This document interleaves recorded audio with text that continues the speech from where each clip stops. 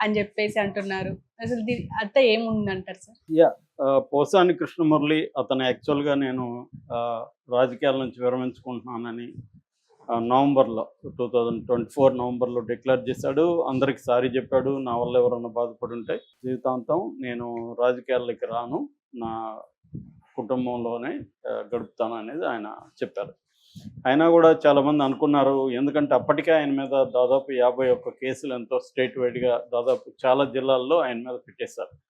So, ఎందుకంటే ఇప్పుడు red book అనేది ఉంటే, రెడ్ బుక్ ఇప్పుడు అందరికీ రెడ్ బుక్ ఉంటది. లోకేష్ మాత్రం అనౌన్స్ చేశాడు తప్ప, పవన్ కళ్యాణ్‌కి కూడా రెడ్ బుక్ ఉంది. పవన్ కళ్యాణ్ కూడా కొంతమంది వైసీపీ నాయకుల పేర్లు రాసుకున్నారు. సో, అందువల్ల పవన్ కళ్యాణ్ కూడా టార్గెట్ పెట్టుకొని వాళ్ళని అరెస్ట్ చేయిస్తున్నాడు అనేది ఒక వార్త అయితే బయటకొచ్చింది. సో, ఎందుకంటే పవన్ కళ్యాణ్‌ని పోసాని తిట్టినట్టుగా ఇంకెవరు తిట్టుంటారు. చాలా దారుణంగా వ్యక్తిగతంగా వాళ్ళ భార్యల గురించి, పిల్లల గురించి చాలా నీచంగా అసలు అంటే వినలేని భాషలో ఆయన తిట్టాడు. ఇప్పుడు ఆ వీడియో కూడా వైరల్ అవుతుంది. దానికి ఆయన సమాధానం ఏంటంటే, నన్ను, నా భార్యను, నా పిల్లల్ని కూడా జనసేన వాళ్ళు తిట్టారు. పవన్ కళ్యాణ్ అభిమానులు తిట్టారు. కాబట్టి నేను ఇవి తిడుతున్నానని ఆయన చెప్పి చేశాడు. అందులో కూడా వాస్తవం ఉంది. జనసేన అభిమానులు కూడా ఎలా తిడతారో అందరికీ తెలుసు. కత్తి మహేష్ లాంటి వాళ్ళని ఎట్లా ఫిజికల్‌గా కూడా దాడులు చేయడానికి ట్రై చేశారు. యాక్చువల్‌గా అందరికంటే వరస్ట్ ఎవరంటే జనసేన బ్యాచే. ఎందుకంటే వాళ్ళు పొలిటికల్ క్యాడర్ కాదు.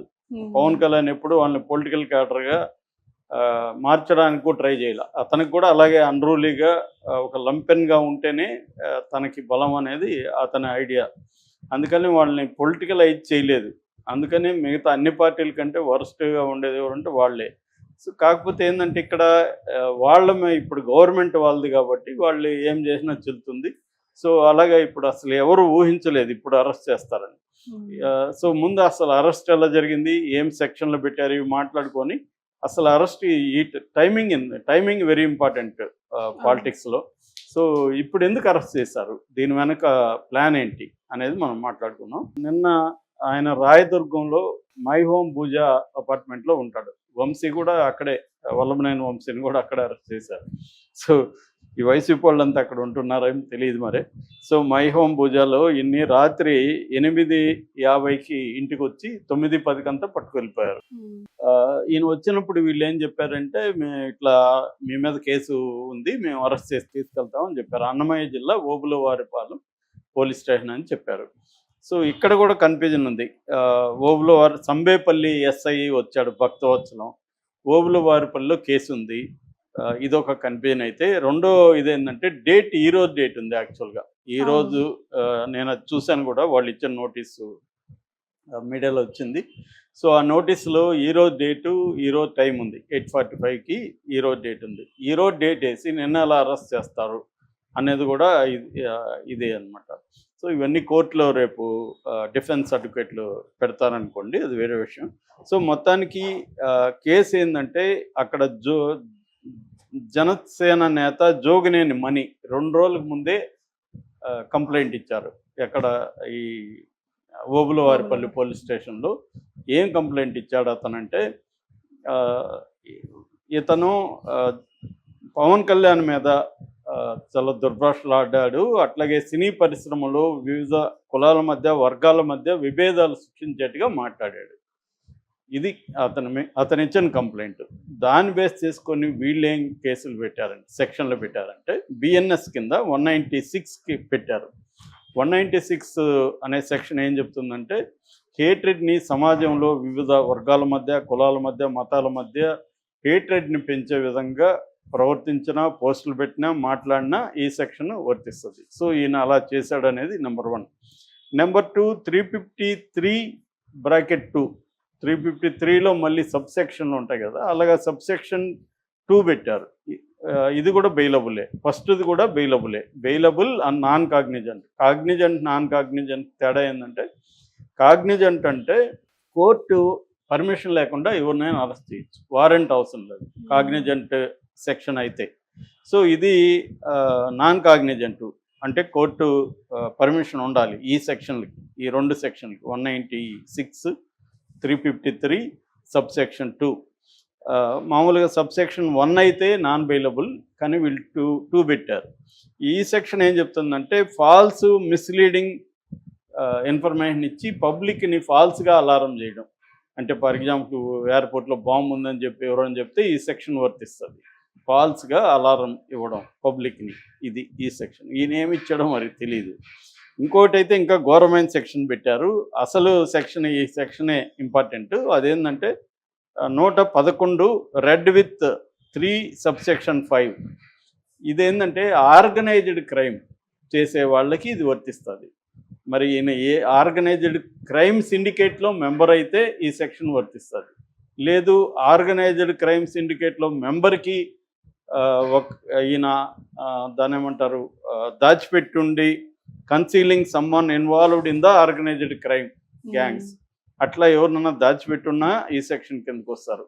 అట్లాగే ఆర్గనైజ్డ్ క్రైమ్ ద్వారా డబ్బులు ఏమన్నా సంపాదించి ఆ డబ్బులు ఈయనకి వచ్చుంటే కూడా ఈ సెక్షన్ వర్తిస్తుంది. ఈ సెక్షన్ ప్రధానం అనమాట. ఎందుకంటే ఇది నాన్ బెయిలబుల్, కాగ్నిజబుల్ అంటే ఇందాక చెప్పినట్టుగా కోర్టు వారెంట్ అవసరం లేదు. సో ఈ సెక్షన్ ఈయన మీద పెట్టారనమాట. ఇది పెట్టడంలో ఉద్దేశం ఏమంటే నోటీసు లేకుండా అరెస్ట్ చేసేయచ్చు వెళ్ళి, నాన్ బెయిలబుల్ అండ్ కాగ్నిజబుల్ కాబట్టి దీనికి మినిమం 3 ఏళ్ళు, మ్యాక్సిమం లైఫ్ వరకు కూడా పడుతుంది, యావజ్జీవ శిక్ష, మినిమం 3 ఏళ్ళు. ఇది కానీ ప్రూవ్ అయితే ఇది పెట్టారు. నిజానికి ఇది ఏ రకంగానూ ఈయనకి వర్తించదు. పై 2 అంటే వర్తించవచ్చు, పై 2ల్లో కూడా ఫాల్స్ అలారం వర్తించదు. ఫస్ట్ 196 మాత్రమే వర్తిస్తుంది. ఈయన విభేదాలు రేకెత్తేజంగా మాట్లాడుతాం, అది మనందరి మీద పెట్టేయచ్చు ఈ సెక్షన్.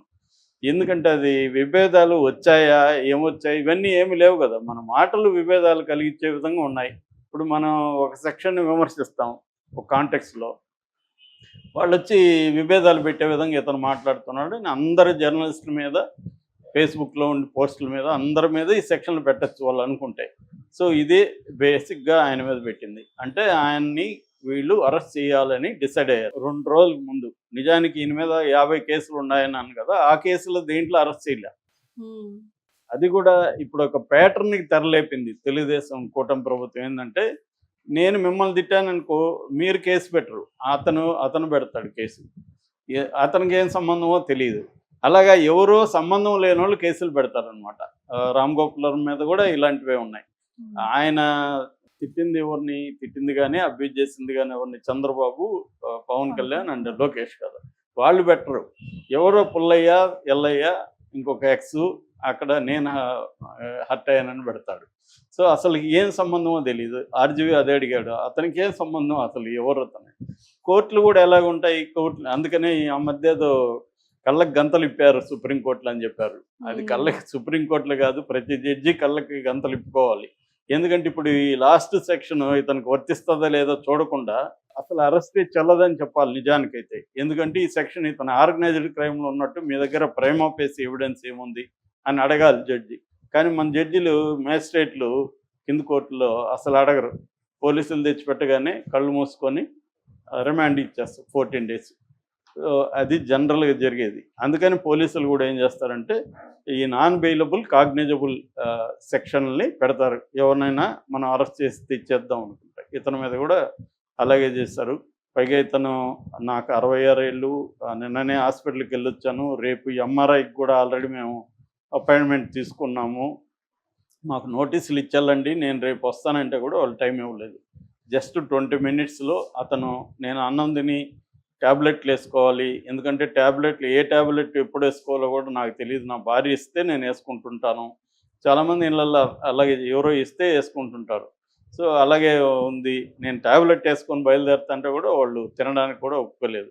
సో అంటే ఇతన్ని ఉన్న పలాన తీసుకెళ్ళాలి, అది కూడా రాంగ్ డేట్, ఈరోజు అరెస్ట్ చేయాల్సి ఉంటే నిన్ననే అరెస్ట్ చేసి తీసుకెళ్ళిపోవాలి అనేది వాళ్ళ ఉద్దేశం.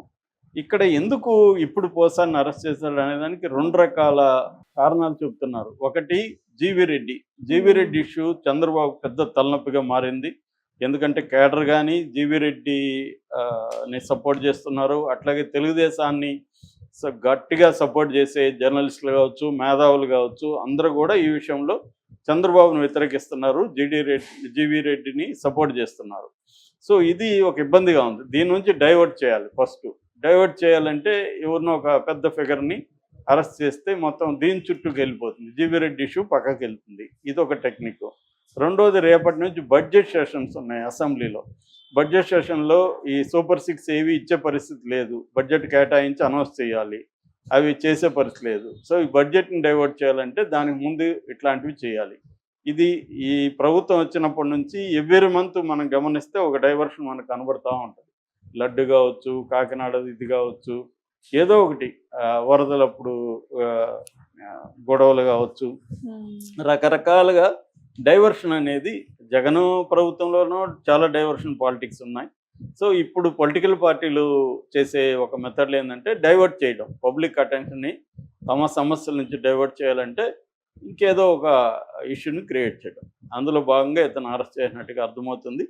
ఇది పోసాని దారుణంగా మాట్లాడడం వాస్తవమే, కానీ దానికి వీళ్ళు ఎంచుకున్న పద్ధతి ఇదంతా కూడా అన్కాన్స్టిట్యూషనల్గా ఉంది.